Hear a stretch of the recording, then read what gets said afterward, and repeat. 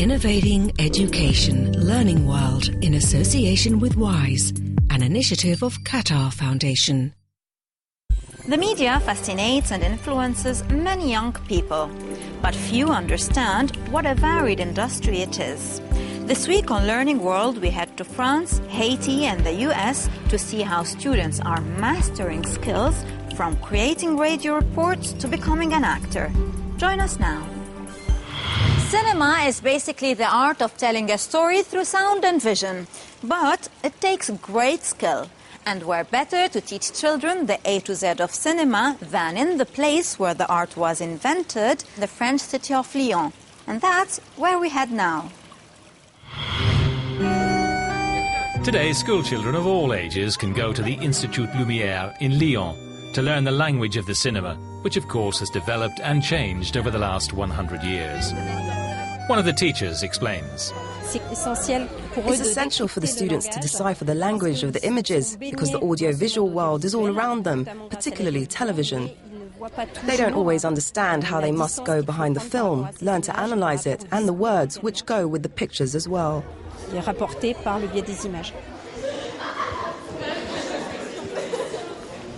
60 students spend a full afternoon learning how to read a film, to see how a script is put together, how it's joined up, and how to construct a sequence which will provide a narrative for the viewer. At the Institut Lumière, the students are shown audiovisual sequences and are often involved in a light-hearted way. It is not a teaching course, and students are constantly asked to analyse the grammar of the film.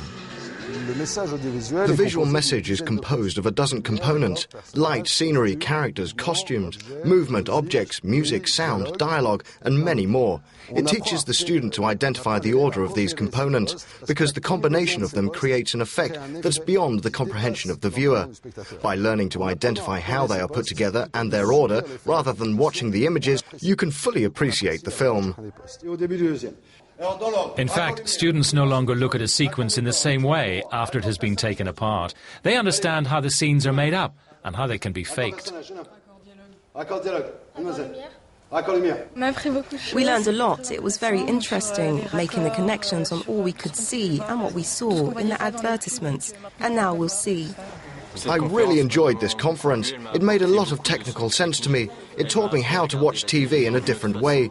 Now I can see the fine detail, not necessarily in advertisements or action movies, but in political debates. It changed our point of view towards the media, advertisements and films, and allows us to pay more attention to what we see and what it means.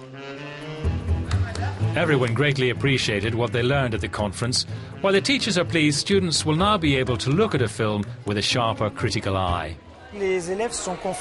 Students are now confronted with a lot of different media outlets which deal with reality. They can create stories themselves with the tools of the trade. Any student can get hold of mixers, editing equipment. They must now be very aware of the fact because they see something it is not necessarily true.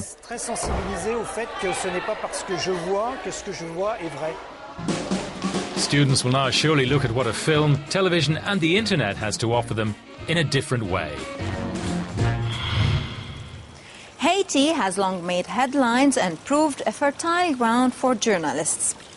But in this report, we explore a different kind of media experience. We follow young people who are learning how to turn their issues and problems into radio reports. Let's find out more. The child shall have the right to freedom of expression. Article 13 of the United Nations Convention on the Rights of the Child. More than 20 years after that article was adopted and ratified, UNICEF Haiti decided to give children their own voice on issues affecting their community. Children should have the right to speak in public. Sometimes children have something important to say and adults don't hear them. They say they don't have the right to speak amongst adults. They say it's rude. Last November, UNICEF Haiti and PANOS, an organisation which helps journalists to cover sustainable development issues, invited 9 teenagers from the ages of 14 to 17 to take part in a week-long radio training workshop in Port-au-Prince, where they learn skills like recording in situ, script writing, narration and audio editing. The exercise of doing the reporting, of choosing the subject, of putting your own voice on the radio and saying you know, in your own words, what you think is the problem that needs to be fixed, or what is the issue that you're encountering, and also asking adults and folks in authority to answer the questions for you that you have about why such problems exist in your community. That in itself can be empowering for you. Shia Levitt is the radio journalist who leads the training team. Most of the trainees came from the IDP camps. The training team encouraged them to use their own words, to come up with their own original ideas, and to put forward solutions for the challenges on which they reported. From talking to the kids here, it sounds like a lot of kids live in communities where there are a lot of orphans, a lot of children whose parents are not there. Even if they live somewhere else, they're not there to take care of them. And there was a big sentiment among the kids of, you know, whose responsibility is it? With the help of some basic digital audio equipment, the young journalists produced stories and issues about clean water, access to medical care and education, and child protection and sexual violence against young people. The stories were aired on Haiti's national radio stations. I would like there to be more security in the country, to put an end to sexual violence against young girls and boys. This is Magdala reporting. Good. Being a celebrity is a dream for many, including the very young. In New York, one of the most reputed film schools runs a course aiming to teach children how to become famous actors and provide them with the tools they need to do so. More now in this report. Lana is 14 years old and is enrolled in the New York Film Academy Teens program. If you believe it, Lana, the audience will pick up on it. You got to believe in yourself. Action.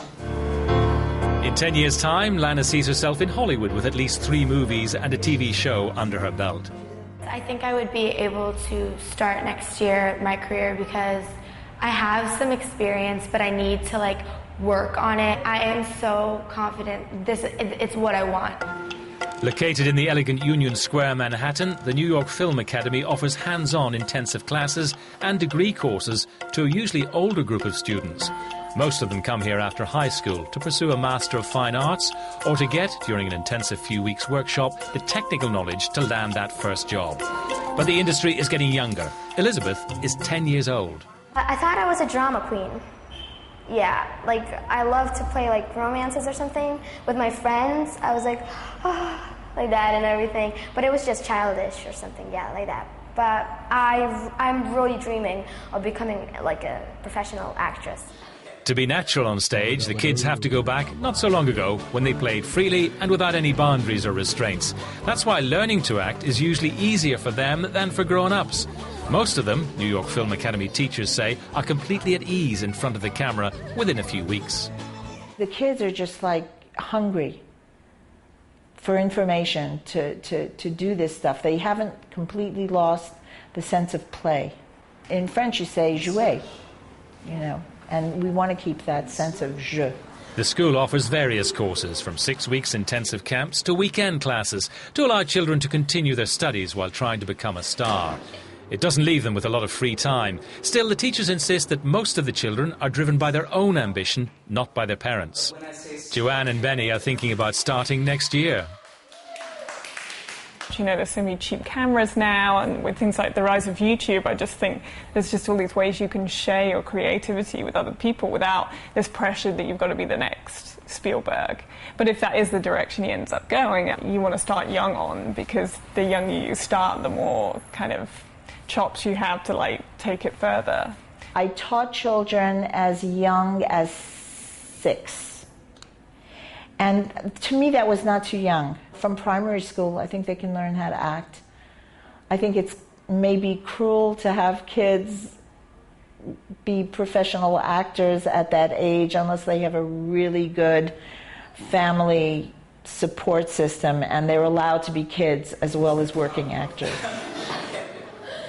Benny is a small boy of 8, but his dreams are big. Did you see yourself on a huge, great screen? How big are we talking?